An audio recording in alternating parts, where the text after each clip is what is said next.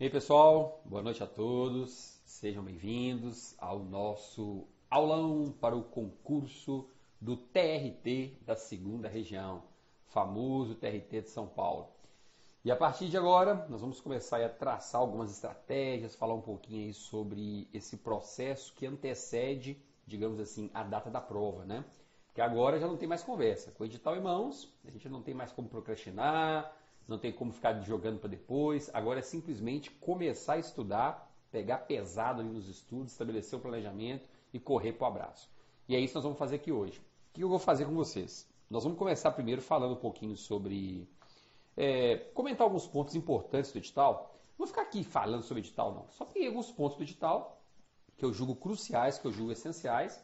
Vou abordar algumas informações sobre esses tópicos mais importantes do edital. E logo na sequência, eu quero falar um pouquinho também sobre a disciplina de Direito Administrativo, que é a disciplina que eu ministro, que é a disciplina que efetivamente vai poder ser um dos diferenciais na hora da prova. Tá bem? O pessoal vai chegando, ó, o pessoal do YouTube, o pessoal aí direto do link, a Lucy já está aí na sala, a Etienne, a Meire, então o pessoal está chegando.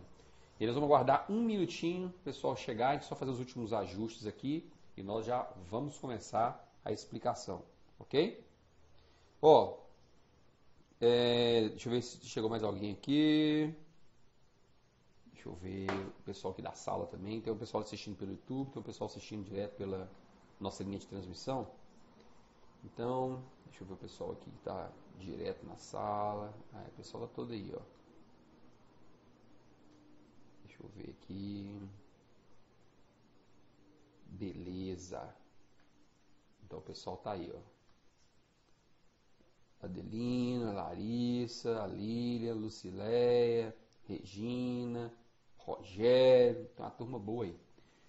Então vamos lá. Vamos começar aí o nosso bate-papo. O pessoal já chegou, o pessoal já se acomodou. Então já dá pra gente começar o nosso bate-papo. É o seguinte. Primeiramente, para quem não me conhece, meu nome é Fabiano Pereira. Eu sou professor de Direito Administrativo aqui no Ponto dos Concursos. E, paralelamente a essas funções de professor, eu também atuo como analista judiciário da área judiciária no Poder Judiciário da União, mais precisamente na Justiça Eleitoral. E quando eu digo aí Poder Judiciário da União, que vocês sabem muito bem que a partir do momento que vocês ingressarem na Justiça do Trabalho, TRT de segunda região, vocês têm essa prerrogativa de redistribuição entre todos os tribunais que integram o Poder Judiciário da União.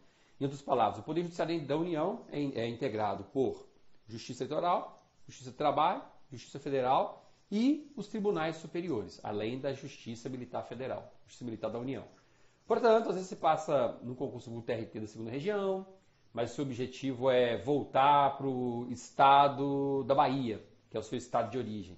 Às vezes você não consegue uma vaga no TRT da Bahia, mas às vezes consegue uma vaga no TRE da Bahia, no Tribunal Regional Federal da Primeira Região do Estado da Bahia. Então você tem várias possibilidades para retornar para o seu estado de origem. É por isso que eu costumo dizer que vale muito a pena, mesmo aqueles que estão fora de São Paulo, tentar esse concurso de São Paulo. Por quê? Porque a expectativa de nomeações é muito grande. E se a gente for fazer uma estimativa mais concreta, a gente vai analisar o quadro de servidores do TRT de São Paulo e vamos chegar à conclusão de que de todos os TRTs que nós estamos aguardando para 2018, talvez esse TRT da segunda região seja o que mais irá nomear nos próximos meses. Sendo assim, seria uma excelente oportunidade para todos aqueles que realmente estão preparados, para todos aqueles que desejam efetivamente conseguir a aprovação. Por quê? Porque às vezes você sai de outro estado, vai para São Paulo, fica em São Paulo algum período, um certo período, depois retorna para o seu estado de origem. Seja por meio de uma remoção envolvendo os próprios TRTs ou, então, uma redistribuição para os outros órgãos do Poder Judicial da União, como eu acabei de falar. Portanto, aproveite essa oportunidade, porque é uma oportunidade única. Talvez você não tenha oportunidade tão boa assim nos próximos 12 a 24 meses. Isso em termos de nomeação, em termos de expectativas, é a melhor oportunidade de 2018, sem sombra de dúvidas. E olha, tudo que eu vou dizer aqui agora é dito com base em empirismo, em base em prática, em experiência. Por quê? Porque da mesma forma que você está aí hoje, né, ansioso, ansiosa, para começar a preparação efetiva para esse concurso TRT da segunda região, eu também passei por isso. Eu também me preparei durante muito tempo para concursos públicos e, principalmente, para concursos públicos da Justiça do Trabalho e Justiça Eleitoral. E fui aprovado no cargo de técnico, fui aprovado no cargo de analista. Hoje eu exerço o cargo de analista, mas eu também fui aprovado no cargo de técnico. Então eu sei muito bem como é que funciona esse processo de preparação. Este é um momento muito delicado, é um momento em que os nervos estão à flor da pele. Mesmo aquelas pessoas que já estudaram o edital 2, 3 vezes, neste momento, elas ficam um pouco perdidas. Não sabem exatamente o que fazer, quais são as melhores estratégias para implementar na rotina. E é isso que nós vamos falar um pouquinho a partir de agora. Olha, para quem já está aí com mais tempo de estudos, que efetivamente já conseguiu estudar todo o conteúdo do edital, às vezes tem um pontozinho aqui, outro ali, que ficou pendente, mas para quem já conseguiu fechar, digamos, 90% do conteúdo do edital, em 30 dias, no máximo, essa pessoa consegue fechar o restante dos tópicos que ainda não tinha estudado. E aí que fechar esse conteúdo aí pela primeira, segunda, terceira ou quarta vez, sei lá qual for, chega o momento de você começar a focar nas revisões e nas resoluções de questão. Por quê?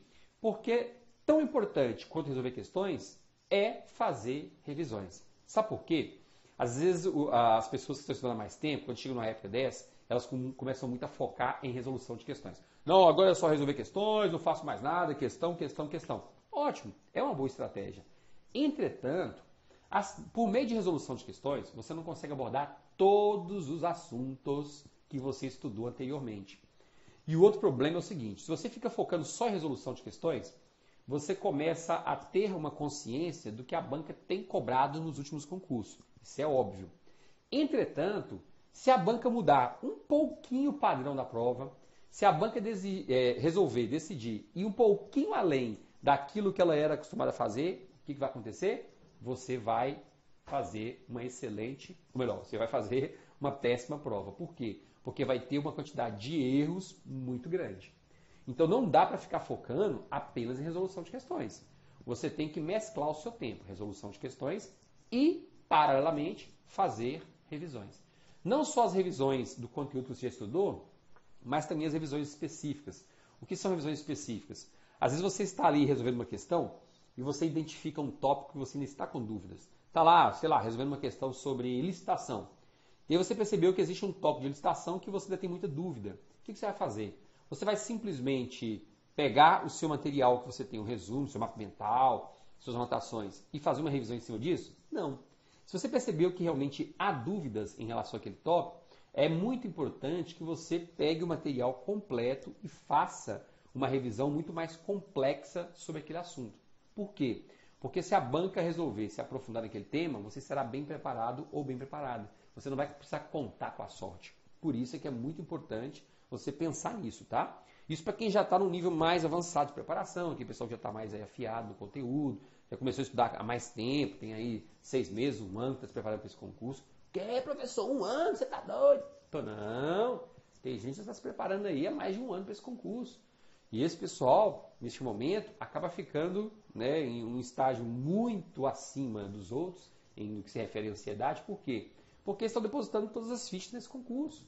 Portanto, é comum que fiquem muito ansiosos, que não consigam se planejar com eficácia, porque ficam pensando em 1000 coisas e, na verdade, não pensam naquilo que é mais importante, que é definir a carga horária diária de estudos e distribuir essa carga horária entre o conteúdo que tem que ser estudado, sentar e estudar, que é o mais importante. Agora, se você está naquele time, que está ali no mais ou menos, né? Ou está começando os estudos agora, o foco vai ser completamente nesse edital, mas sem ter uma base muito bem consolidada, o que eu indico para vocês? Bem, nesse caso, você vai ter que fazer um planejamento do mesmo modo, da mesma maneira. Entretanto, você vai ter que distribuir o seu tempo entre estudar a teoria, fazer revisões e resolver questões. Esse é o porém. Você vai ter que distribuir o seu tempo. E qual vai ser o tempo maior? A fatia maior do tempo vou dedicar a quê? É óbvio que a fatia maior do seu tempo você vai dedicar a estudar a teoria. Mas não só isso. Você tem que distribuir o tempo entre teoria, revisões e questões. Eu estou pensando aqui, professor, em focar pesado no conteúdo e reservar, por exemplo, as 2 últimas semanas só para fazer revisão e para resolver questões. Não. Desde agora, você tem que distribuir o seu tempo por 3. Teoria, revisões e questões. É óbvio que o tempo que você vai dedicar ao estudo da teoria vai ser muito maior do que o tempo que você vai dedicar às revisões e à resolução de questões. Mas não deixe isso para o final. Se você deixar para o final, você vai ter alguns brancos na hora da prova. Portanto, você tem que começar a fazer revisão desde agora. Porque aí, naquelas 2 últimas semanas, você vai precisar só passar o olho no conteúdo já estudado para se lembrar. Se você deixar para fazer revisão lá na véspera de prova, pode ter certeza que você não vai conseguir revisar nem a metade do conteúdo. Se você já for fazendo revisões desde agora, com 1 semana talvez você consiga revisar todo o conteúdo, por meio de seus mapas mentais, seus resumos, suas anotações, seus flashcards, e isso é possível. Agora, se deixar para o final, você não consegue não, tá? E para quem está dando os primeiros passos, para quem está no mais ou menos, resolver questões agora é importante por quê? É importante porque você já vai começar a se familiarizar com a forma de abordagem da banca e, além disso, vai utilizar essas questões também para a fixação do conteúdo. Beleza? Então essas são as orientações básicas, tanto para quem já está no nível avançado de preparação, quanto para aqueles que estão aí no mais ou menos, ou dando os primeiros passos rumo a esse edital do concurso do TRT da 2ª região. Ó, a prova vai ser realizada no dia 22, deixa eu confirmar direitinho aqui, é isso aí, dia 22 de julho. Isso quer dizer que nós temos aí 2 meses e meio de preparação. O que você acha, Fabiano? Isso é um tempo legal? Isso é um tempo curto? Isso é um tempo bacana? Eu, particularmente, penso que esse é um tempo muito bom. 2 meses e meio de preparação, óbvio. Para quem está começando agora, o tempo é extremamente curto. Lógico, evidente. Mas para quem já vem numa rotina de estudos, para quem já está habituado ali a estudar independentemente de edital, esse tempo é muito bom. É um tempo que realmente permite a preparação legal no que se refere a revisões e resolução de questões até a data da prova. Mas ó, não fique contando com a sorte. Esse é o momento de chegar e fazer o seu planejamento, se você ainda não o fez. Porque se você não tiver um planejamento em mãos e souber exatamente o que tem que ser feito nas próximas semanas, posso ser sincero, você vai se perder. Você vai se perder e o pior, você vai deixar de estudar conteúdos que são muito importantes para estudar conteúdos que são irrelevantes para você. Porque são conteúdos que você já domina, conteúdos que você gosta. E isso geralmente acontece com aquelas pessoas que não têm um planejamento de estudos em mãos. Se é o seu caso, trate logo após essa live de parar e fazer o seu planejamento. É inadmissível que alguém, na altura dessa do campeonato, estude sem um planejamento em mãos, sabendo exatamente qual o tempo que vai ter para estudar e quais são as disciplinas que vai ter que estudar durante essas próximas semanas. Tá bem? Ô Fabiano, e o que esperar dessa prova do TRT da 2ª região? Gente, vamos lá. Uma opinião pessoal, tá? Pode ser que aconteça ou não, mas em relação ao concurso do TRT da 6ª região, eu emiti essa opinião, a opinião foi valorosa, a opinião se confirmou, então eu vou voltar a dizer. O que esperar dessa prova do TRT da 2ª região? Eu, particularmente, penso que vai ser uma prova mediana para fácil. E o que é uma prova mediana para fácil? É uma prova parecida com a prova do TRT da 6ª região. Quem fez a prova do TRT da 6ª região, ou então quem já teve acesso a essa prova, viu que não foi uma prova difícil. Foi uma prova até relativamente simples. Ah, mas caiu uma questão lá sobre licitação, rapaz, eu achei difícil aquela questão. Uma questãozinha aqui, outra ali. E não estou falando de direito administrativo só não. Estou falando da prova num contexto em geral. Primeiramente falando da prova de técnico judiciário. Então eu achei a prova de técnico judiciário uma prova mediana para fácil. Tá ok? Isso comparando com outras provas da banca em concursos semelhantes. Então a prova foi mediana para fácil. E isso também vai acontecer no concurso do TRT de São Paulo. Só que tem um agravante. Qual é o agravante? O agravante é, quem estava estudando para o TRT dessa região, em regra, e aqueles que estão bem preparados, aqueles concurseiros de carteirinha, vão também continuar estudando para o TRT da 2ª região. E aí? E aí que vão chegar muito mais bem preparados no TRT da 2ª região do que estavam no TRT da sexta região. Esse é um porém. E se o nível subir, o que vai acontecer? A nota de corte também vai subir. Isto é, às vezes você tinha uma pontuação X para ser aprovado no TRT da sexta região, ficar entre os 50 primeiros colocados, e essa mesma pontuação não sirva para você conseguir a mesma classificação no concurso do TRT da segunda região. Por quê? Porque, primeiro, a concorrência vai ser muito maior no TRT da segunda região e as pessoas vão chegar mais bem preparadas. Pelo menos isso em tese, em aspectos gerais, tá bem? Em aspectos gerais. Levando em consideração o tempo maior que elas vão ter para se dedicar. E sem falar nisso, que nesse caminho também há um outro TRT, TRT da 15ª região. E geralmente quem faz o TRT da 15ª região faz o TRT da segunda região, por questões óbvias. Todos no estado de São Paulo, então a coisa fica muito mais fácil. A maioria das pessoas que faz o TRT 15 também depois vão começar a focar o TRT da segunda região.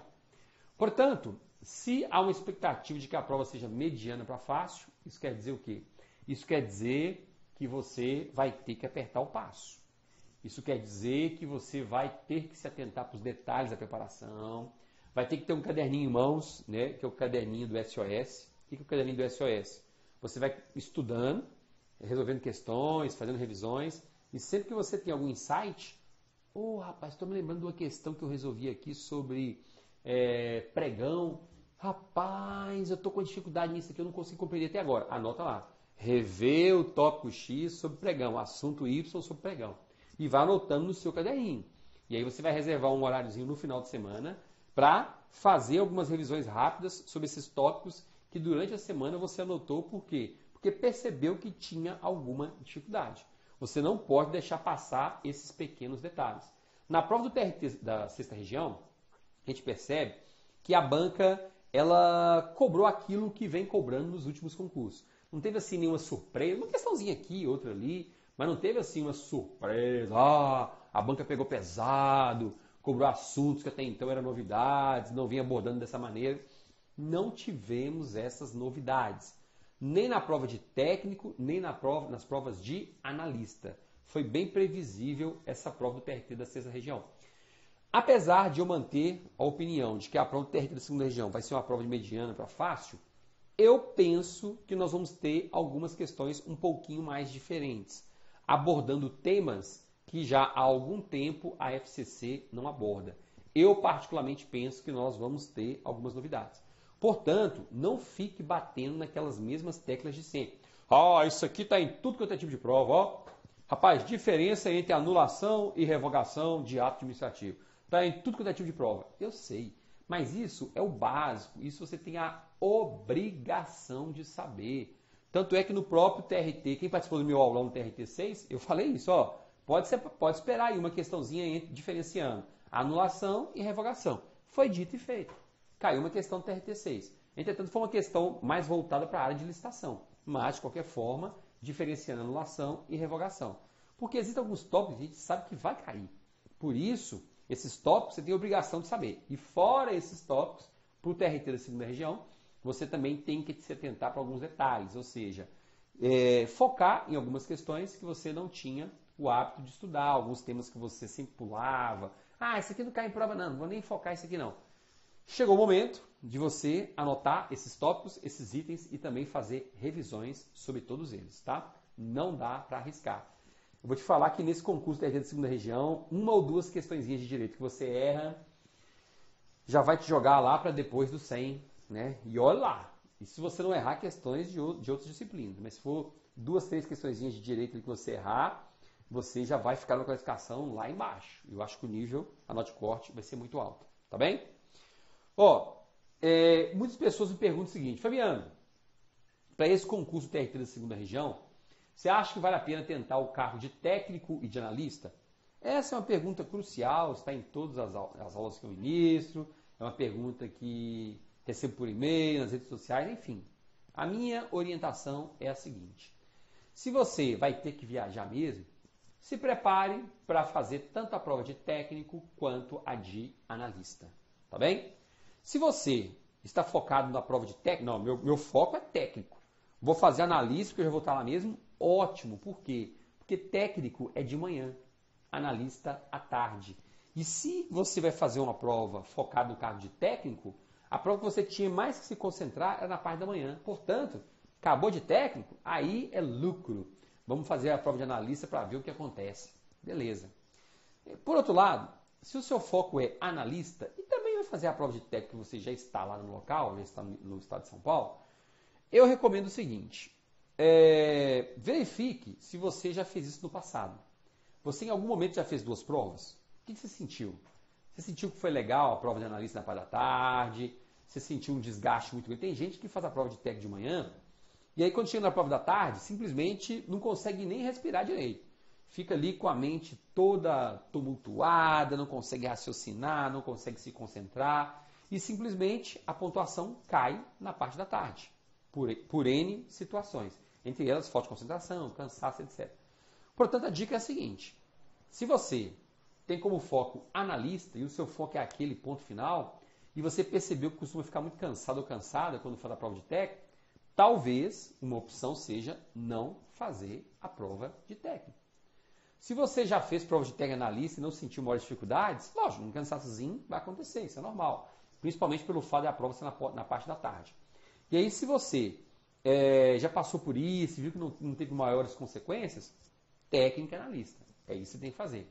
Sabe por que eu digo isso? Eu digo porque eu tenho alunos que às vezes focavam no cargo de técnico e passaram para analista, por incrível que pareça. E outros que focavam em analista e passaram para técnico. A gente nunca sabe o que vai acontecer.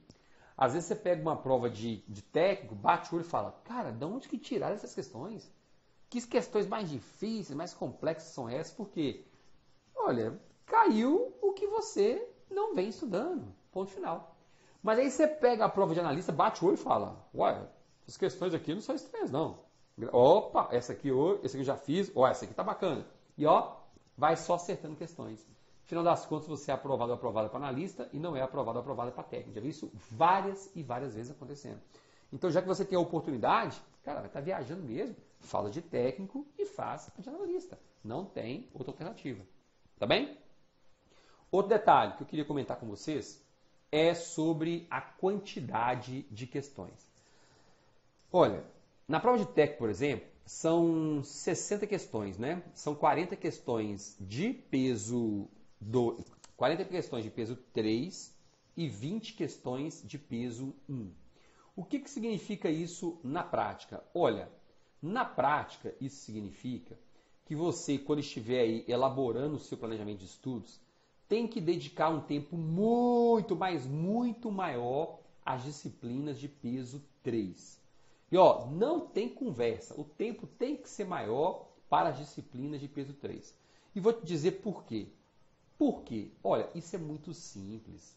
Se você erra uma questão de peso 3, é o mesmo que você errar 3 questões de peso 1. Então, é muito melhor você talvez ter uma quantidade de erros maior nas disciplinas de peso 1 do que nas disciplinas de peso 3.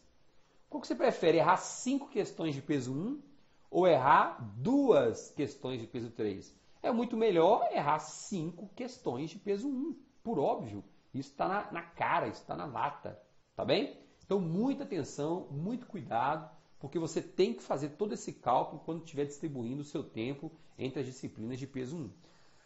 Agora, uma coisa importante. Tem gente que foca demais nas disciplinas de peso 3 e simplesmente esquece as disciplinas de peso 1.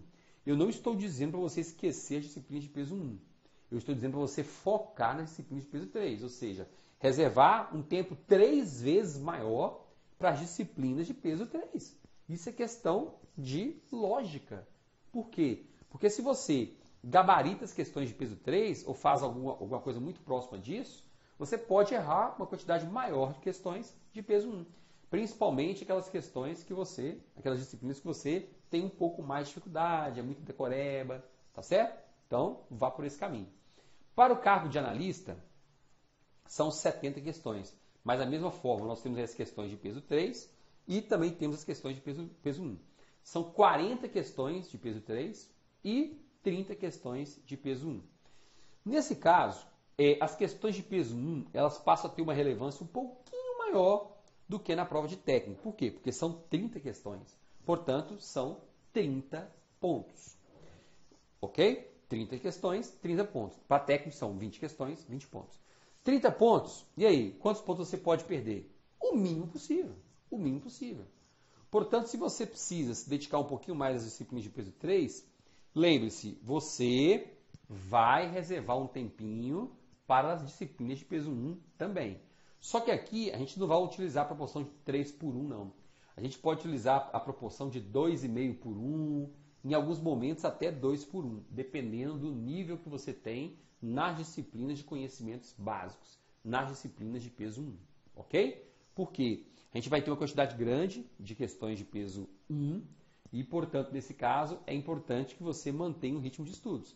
Talvez resolvendo mais questões das disciplinas de peso 1, focando mais nas revisões, não sei qual é a estratégia que você vai ter que utilizar, porque vai depender muito do seu nível de conhecimento neste momento. Mas o fato é que o tempo dedicado à disciplina de peso 1, para quem vai tentar de analista, tem que ser um tempo um pouquinho maior. Tá bem? Um pouquinho maior comparando com o cargo de técnico, porque técnico tem que ser 3 para 1. Se você tem, por exemplo, 9 horas de estudos no dia, você vai estudar 6 horas de disciplina de peso 3 e 3 horas de disciplina de peso 1. Ok? No máximo 3 horas para disciplina de peso 1. É isso que vai ter que fazer. Lá no cargo de técnico. Analista, a gente tem uma quantidade, um pouco maior de disciplinas, e aí você vai ter que fazer essa análise. 2,5 por 1, 2 por 1, 3 por 1, eu já acho que fica um pouquinho pesado, em virtude da quantidade de 30 questões de conhecimentos básicos. Tranquilo? E olha, se você tem alguma dificuldade para estudar redação, desde já eu digo o seguinte: não deixe para a última hora, tá? Eu não sei muito essa questão de estruturação de redação, eu vou para a redação para tentar a sorte mesmo, porque assim, não dá muito para estudar a redação não. Dá sim. Redação pode ser o grande diferencial nesse concurso do TRT da segunda região. Por quê? Porque se confirmando a expectativa de nós nos depararmos com uma prova mediana para fácil, a nota de corte vai lá para cima. E o que acontece? Aqueles candidatos que vão muito bem na prova objetiva, mas que vão mais ou menos na prova de redação, acontece o quê? Vão lá para baixo. Então, o seu compromisso a partir de hoje é resolver pelo menos uma proposta de redação por semana. Pelo menos uma proposta de redação por semana. Fabiano, mas será que seria ideal eu resolver quantas? O ideal é resolver 2 propostas por semana. Por quê? Gente, a questão não é nem você tentar adivinhar temas que serão cobrados na redação. O mais importante é você se habituar a escrever da forma que a FCC quer que você escreva. Isso é o mais importante nesse processo de aprendizado. Não fique tentando adivinhar tema, não, porque isso é uma coisa quase que impossível. Lógico, existem alguns temas que são muito batidos. Esse tema mesmo que é um TRT da sexta região é um tema bem previsível. Os professores que trabalham com redação, aqui na turma de elite, por exemplo, já falo sobre isso dezenas de vezes, porque são temas bem previsíveis.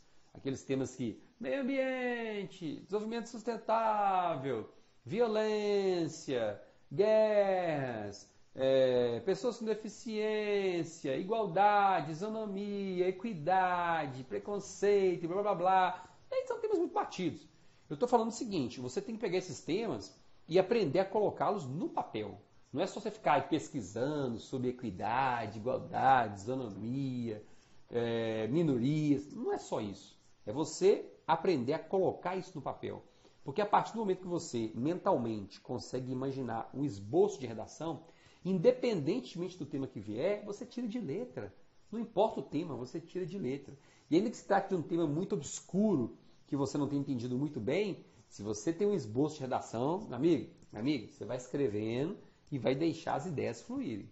E com certeza você vai conseguir uma pontuação razoável que garanta sua boa classificação gerada pela sua excelente pontuação na prova objetiva. E não adianta você gabaritar a prova objetiva e ir mal na redação. Não adianta de nada. Portanto, já se programe desde já para começar a resolver pelo menos uma redação por semana. O ideal seriam 2, mas se for pelo menos uma por semana, já está mais ou menos. 2, excelente. 3, extraordinário. Porque aí você vai simplesmente gabaritar a redação, que vale, por sinal, 30 pontos. São 30 pontos de redação. Portanto, se você for analisar o pé da letra, você percebe que vai ser uma quantidade bem grandinha, né, de pontos. Quer dizer, falei 30 pontos, mas não, na verdade a gente vai ter algumas variações, tá?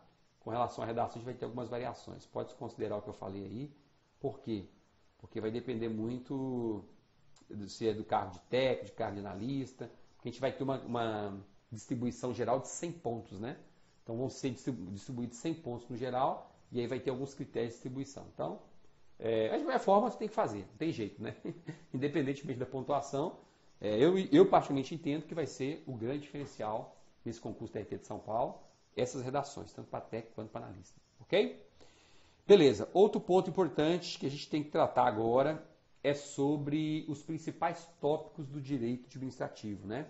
Vamos lá, você está querendo saber aí o que é mais importante estudar, o que a gente não pode deixar de analisar para essa prova do TRT de São Paulo. Olha, se você tem alguma dificuldade nessa parte de licitação, contratos administrativos, principalmente se você vai prestar para o cargo de técnico ou analista judiciário da área administrativa, eu recomendo fortemente que você dê uma aprofundada em licitação e contratos administrativos.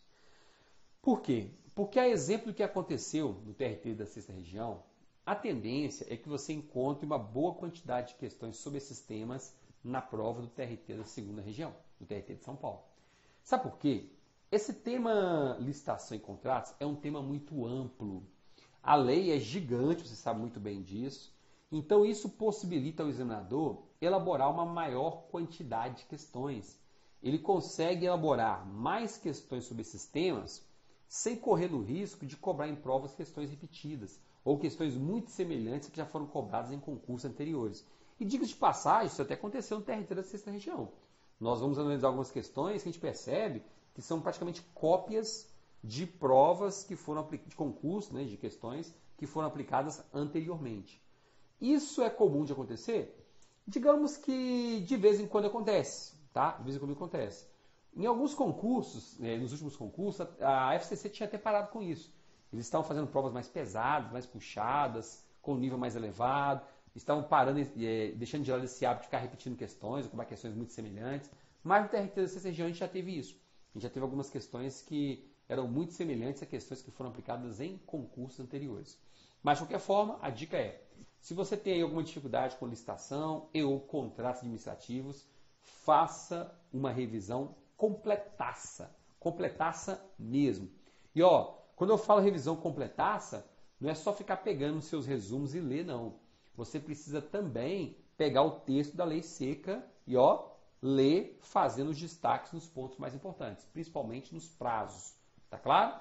Então não se contente em ficar lendo seus resumos, não. Vá para o texto da lei, faça uma leitura com calma, nem que seja uma leitura destacando os pontos que são mais importantes, porque é isso que vai fazer com que você acerte as questões lá no dia da prova. Tirando a parte de licitação e contratos, uma outra parte que vira e mexe cai em prova e a banca não deixa de cobrar é a parte envolvendo atos administrativos, ok? E quais são os pontos mais importantes? Aqueles pontos mais batidos.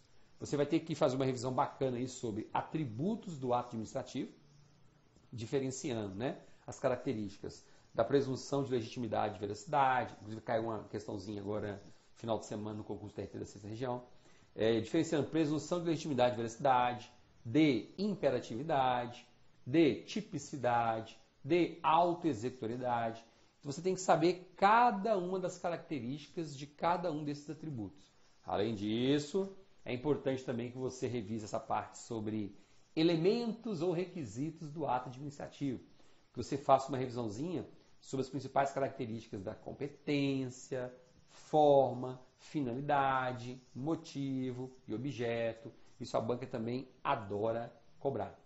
E por último, volto a dizer, já falei mais cedo, por mais que seja um assunto batido, a gente sabe que vai cair, eu peço para você chegar com tudo em dia no que se refere às diferenças entre anulação e revogação de ato administrativo. Isso não é novidade nenhuma, isso aí é o básico, é o padrão. Não dá para você ir para a prova sem saber diferenciar anulação de revogação de ato administrativo. E isso por quê? Porque você pode encontrar uma questão dessa no tópico sobre atos administrativos, no tópico sobre licitação, como aconteceu no TRT da 6ª Região. Pode encontrar no tópico sobre princípios da administração pública, poderes da administração, enfim, em praticamente todo o controle da administração pública, responsabilidade civil, em praticamente todos os tópicos do direito administrativo, você consegue ou pode encontrar uma questãozinha sobre anulação e revogação, principalmente diferenciando esses dois institutos.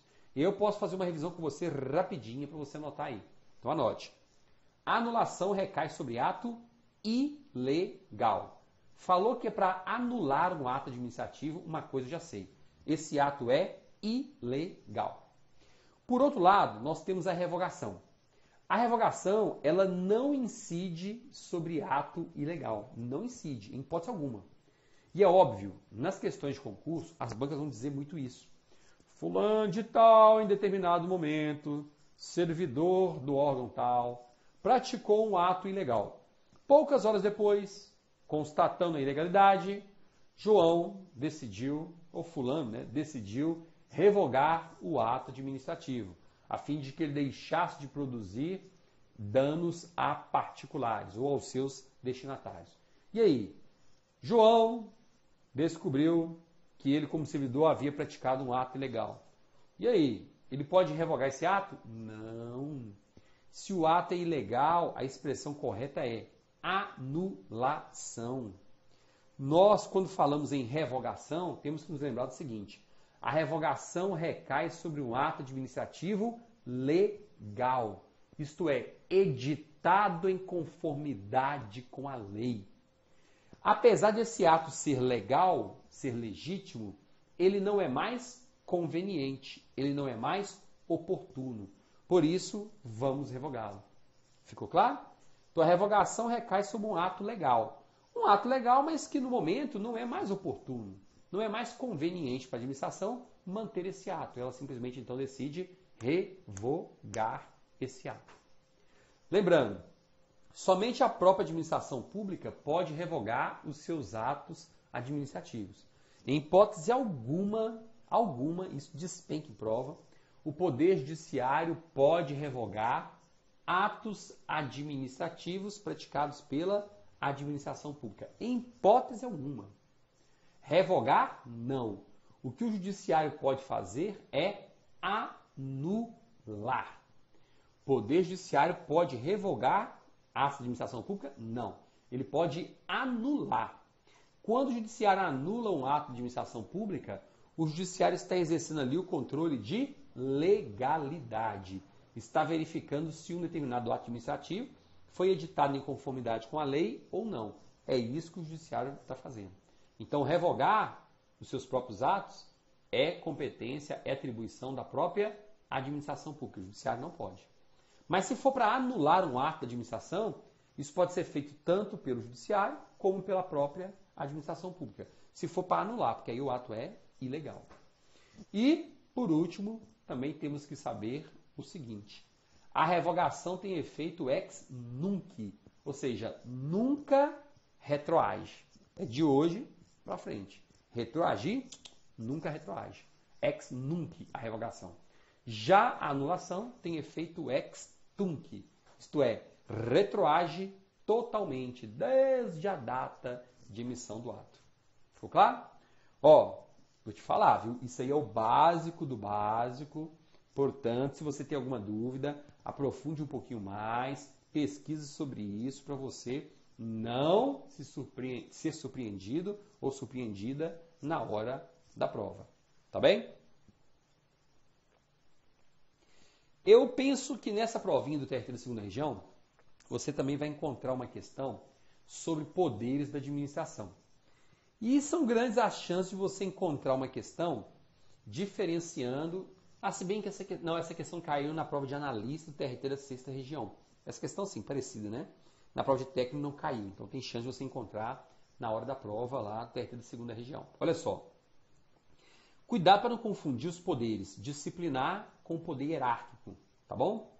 Veja, poder disciplinar é aquele que permite a uma autoridade pública investigar servidores que praticaram infrações funcionais, ok? ou servidores que supostamente praticaram infrações funcionais.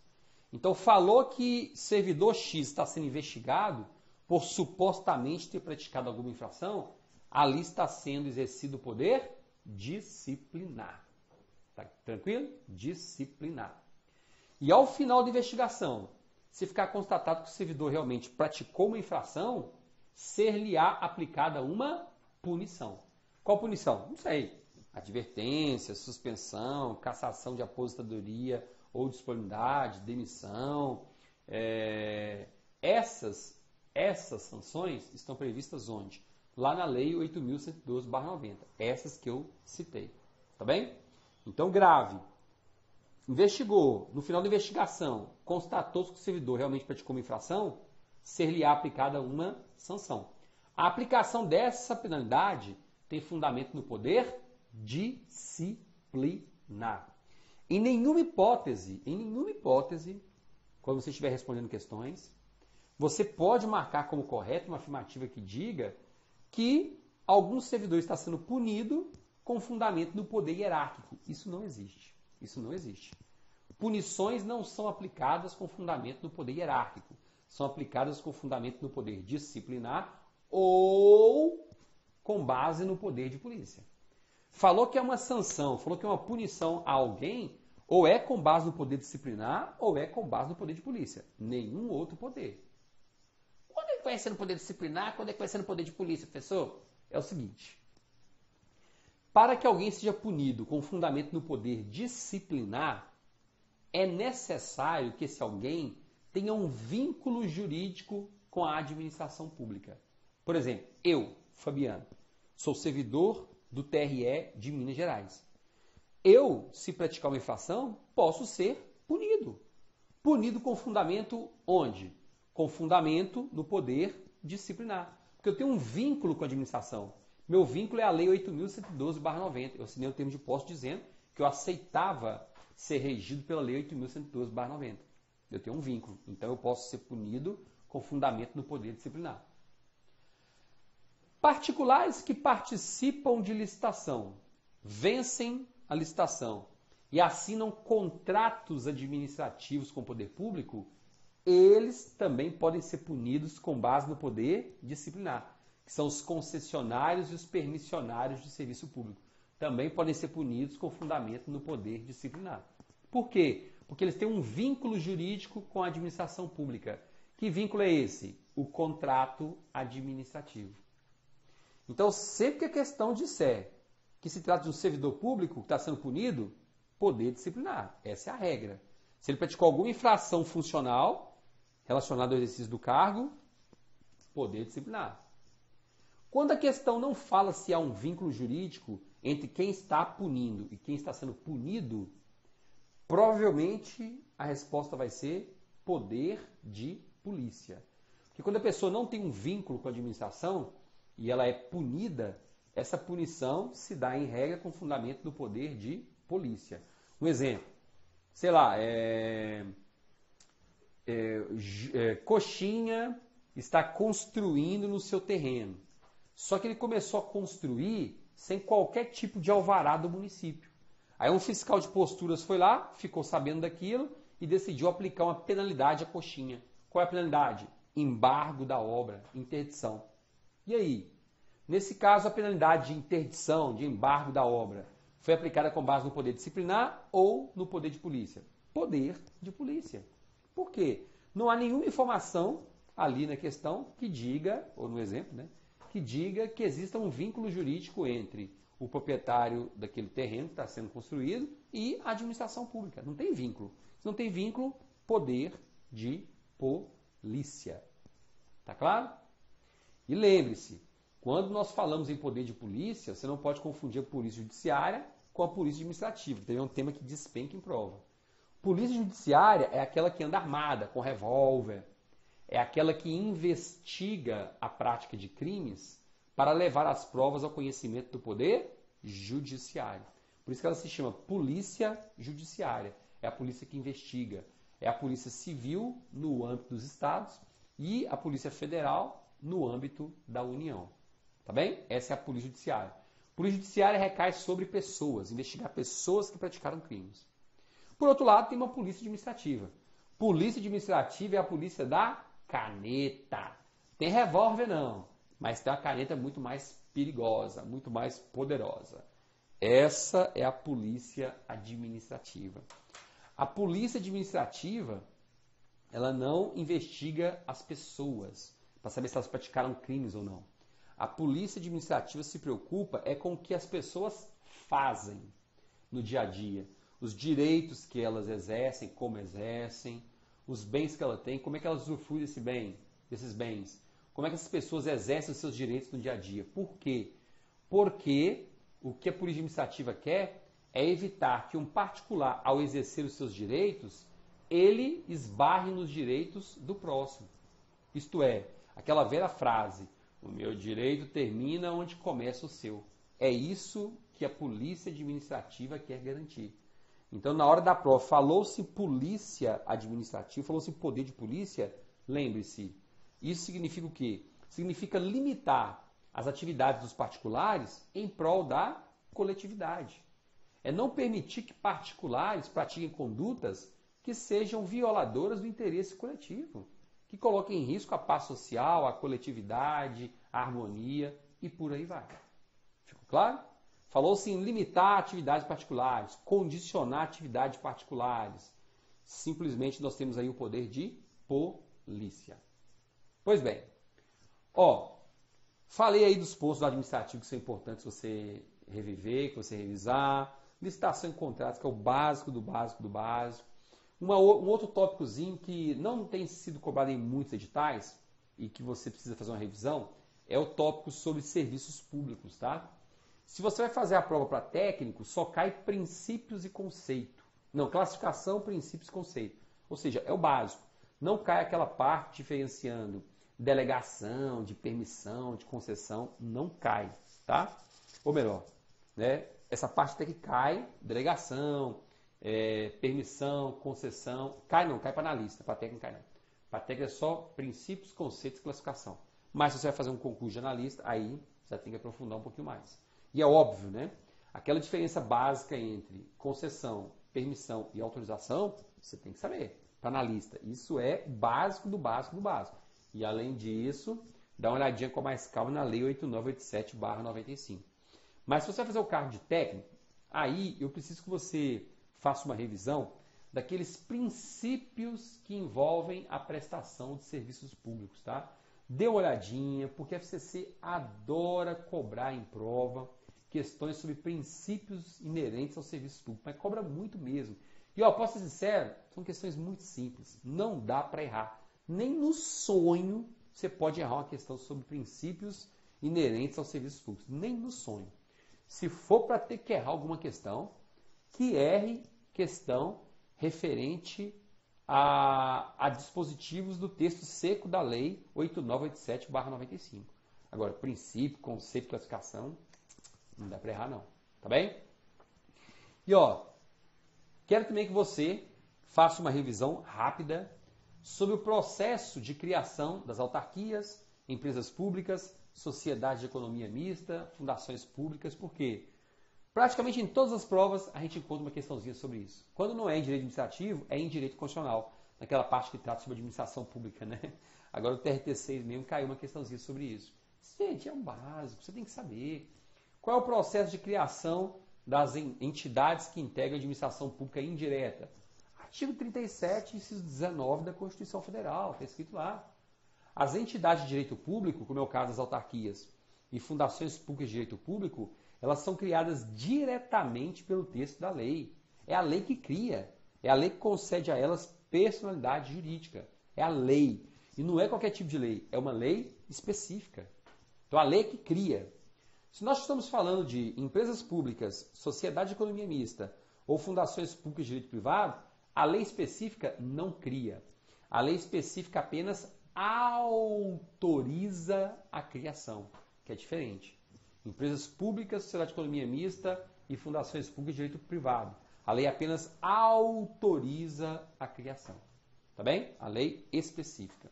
E lembre-se, para criar subsidiárias de empresas públicas ou sociedade de economia mista, a princípio não há necessidade de lei específica autorizando. Basta ser uma lei simples. Não precisa ser lei específica. Lei específica é aquela criada só para tratar de um determinado tema. Só para isso. Para criar entidades que são chamadas de subsidiárias, que fazem parte do grupo das empresas públicas de sociedade de economia mista, não é necessário ter uma lei específica autorizando. Basta uma lei simples aprovada no Congresso Nacional. Tá bem? Com um detalhe. O Supremo Tribunal Federal já entendeu o seguinte, ó. Se por acaso a lei que autorizou a criação da empresa pública ou da sociedade de economia mista também autorizar essas empresas estatais no futuro a criarem subsidiárias, então lá no futuro não será necessária uma autorização legislativa para cada nova subsidiária a ser criada. Não será necessário. Por quê? Porque essa autorização já estará prevista onde? Estará prevista na lei específica que autorizou a criação da empresa pública ou sociedade de economia mista. Essa lei já autorizou lá no futuro a criação das subsidiárias. Portanto, não será necessária uma nova lei autorizando a criação da subsidiária. Beleza?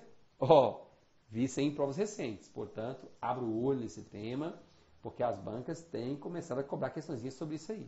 Até então não cobravam muito não. A partir de agora já tem cobrado. Tá bem? E para a gente fechar aí com chave de ouro, quero que você também faça uma revisãozinha bem caprichada sobre Lei 8.112/90. Gente, são muitos detalhes da lei, mas a gente percebe que existem alguns tópicos que são muito cobrados. São as questões referentes a cargos públicos, né, que estão no início da lei de disposições gerais, falando sobre cargos públicos. Você tem que saber diferenciar o que é um cargo público efetivo, o que é um cargo público vitalício, o que é um cargo público de confiança, também chamado de cargo público em comissão. Você tem que saber diferenciar isso. As bancas adoram cobrar. Tem que saber as características de uma função pública. Por exemplo, cargo público efetivo é aquele que exige aprovação em concurso público. Você sabe muito bem disso. Cuja estabilidade é adquirida depois de 3 anos ou 36 meses de efetivo exercício. Tá bem? Cargo público vitalício é aquele ocupado por juízes, promotores e membros dos tribunais de contas. Eles ocupam cargos vitalícios. Lembrando que a vitaliciedade vai ser adquirida depois de 2 anos de efetivo exercício para os juízes, membros do Ministério Público e membros dos tribunais de contas. Servidor público geral, 3 anos é o prazo do estágio probatório. E aí, voltando nesse contexto, cuidar para não confundir cargo de confiança com função de confiança. Cargo de confiança é aquele que pode ser ocupado por qualquer pessoa.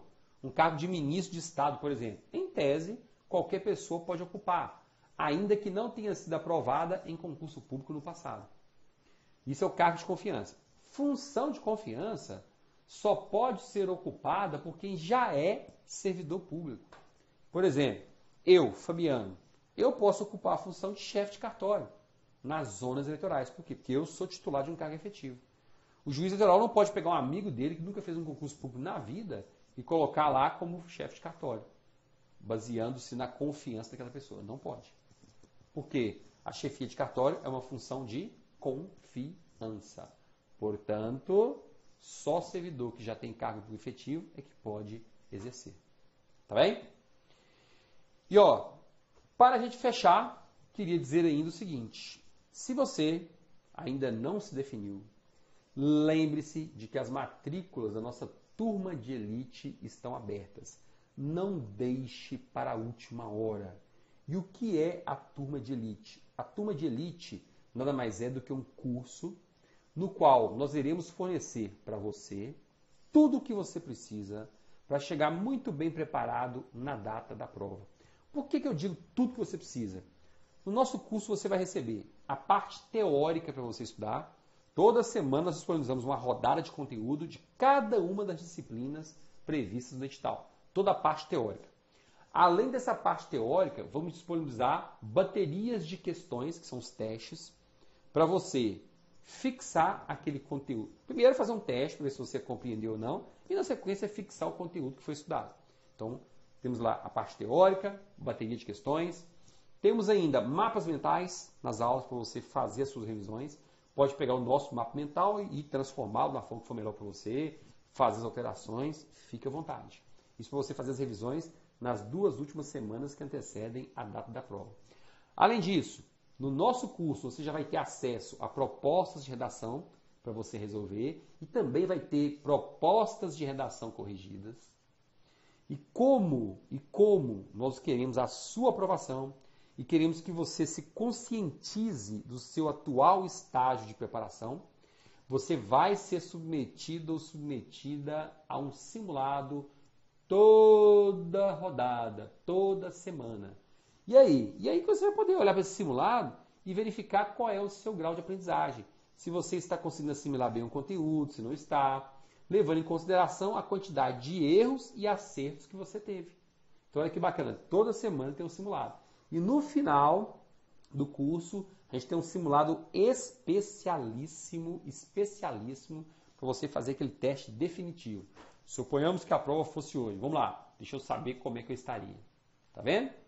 E o bacana do Turma de Elite é que nós vamos, todos os professores de cada disciplina, nós vamos preparar aulas de revisão em vídeo para você assistir nas 2 últimas semanas que antecedem a data da prova.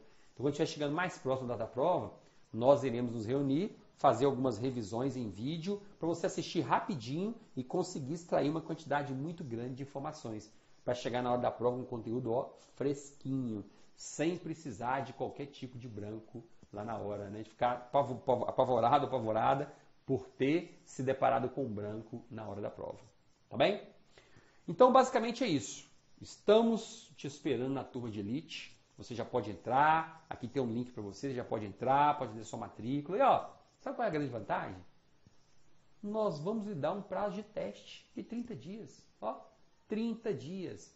Vai lá, adquire o curso. Se daqui a 2 semanas, 3 semanas você vê que isso não é para você, que a didática não lhe atende, que você não consegue seguir o nosso ritmo de estudos. Está muito puxado para mim, não dá, não estou conseguindo compreender. Sem problemas. Manda uma mensagem, diz, olha, não é para mim, realmente eu achei que esse curso está muito pesado, né? O conteúdo está muito extenso, não estou conseguindo resolver as questões, eu só tenho 2 horas de estudo por dia. Beleza. Manda um e-mail para a gente, manda uma mensagem e nós vamos cancelar sem qualquer tipo de questionamento, sem perguntar o motivo, sem estresse. Pode ficar tranquilo, tranquila. E nós fazemos isso por quê? Porque apesar dessa garantia, o nosso índice de devolução é mínimo. Por quê? Cara, não tem como. Quando você se matricula na Turma de Elite, você recebe tudo de mãos dadas. É só sentar e estudar. Tudo de bandeja. Portanto, você não tem esforço nenhum para ficar pesquisando material, questões, isso. Não, é só sentar e estudar. Essa é a grande vantagem. Tá bem? Bons estudos para você. Tomara que você consiga chegar muito bem preparado na data da prova.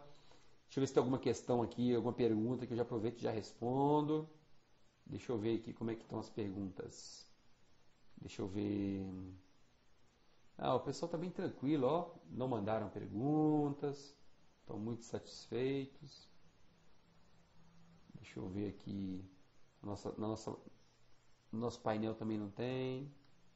Então, nenhuma pergunta, gente? Então, poxa, achei que o pessoal ia estar aí cheio de perguntas, mas nada. Deixa eu ver aqui. Isso aqui no chat. Cadê?